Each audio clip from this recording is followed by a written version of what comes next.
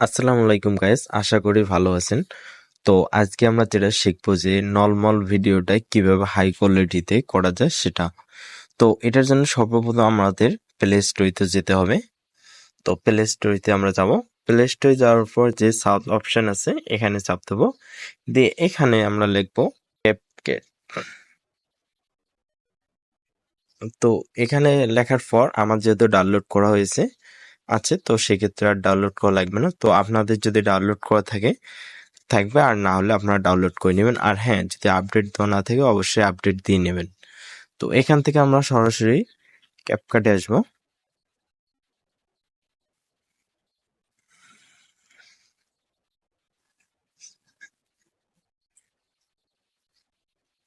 এখানে এই যে লেখা আছে নিউ প্রজেক্ট, তো নিউ প্রজেক্টে আমরা চাপ দেবো। দেওয়ার পর আপনার গ্যালারিতে শো করবে, বা গ্যালারিতে যত ভিডিও আছে সবগুলো আপনারা দেখতে পারবেন। তো সেখান থেকে আপনি যে ভিডিওটা নর্মাল ভিডিওটা হাই কোয়ালিটিতে করবেন সেই ভিডিওটা আপনি সিলেক্ট করে নেবেন।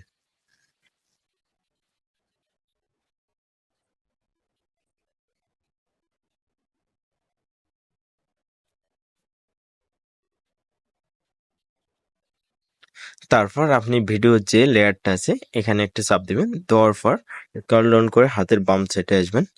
আসার পর এখানে লেখা আছে অ্যাডজাস্ট নামে একটা অপশন আছে। তো আমরা অ্যাডজাস্ট নামে অপশনে আমরা যাব। অ্যাডজাস্ট নামে চাপ দেওয়ার পর স্ক্রল ডাউন করে এদিকে আসার পর এখানে লেখা আছে স্ন্যাপ, এটাতে চাপ দাও। এটা হচ্ছে ভিডিও অনুযায়ী, আপনার ভিডিও যদি ঘোলা বেশি থাকে তাহলে একটু বাড়িয়ে দেবেন, আর যদি কম থাকে তাহলে একটু কমাই দেবেন।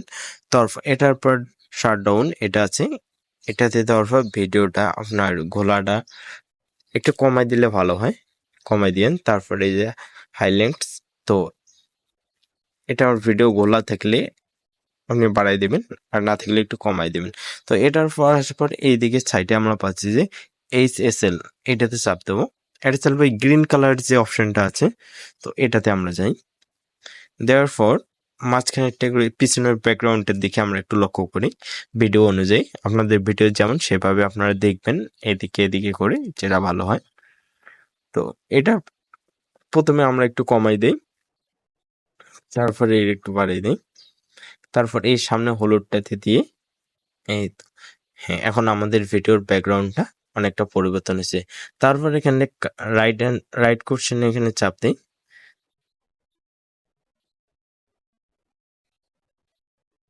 তারপর আমরা আবার একটা রিফেট ব্যবহার করার জন্য আবার অ্যাডজাস্টে যাব। তো যাওয়ার পর এই যে ফিল্টার নামে অপশনটা দেখা যাচ্ছে, তো ফিল্টারে যাবো আমরা। তারপর দেখা যায় ৪র্থ নম্বর 4K, এটা নতুন আসছে, তো এটাতে আমরা যাব। যাওয়ার পর ভিডিও অনুযায়ী আমরা দেখব।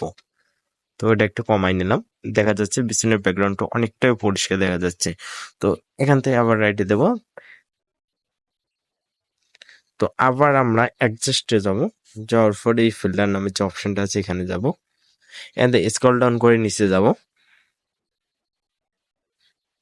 তারপর এই যে চারফ্রং এইটা যাচ্ছে, এটা আমরা দেবো ভিডিওর ব্যাকগ্রাউন্ডটা একটু ঘোষ করার জন্য।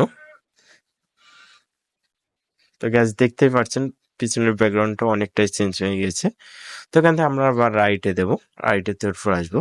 তো দর্শক, এবার আমি ভিডিওটা প্লে করে দেখাই আগে কেমন ছিল আর এখন কেমন হয়েছে। তো আপনারা চাইলে এভাবে ঠিক ভিডিও এডিট করতে পারবেন। তো আজকে এখানেই রাখছি, আল্লাহ হাফেজ।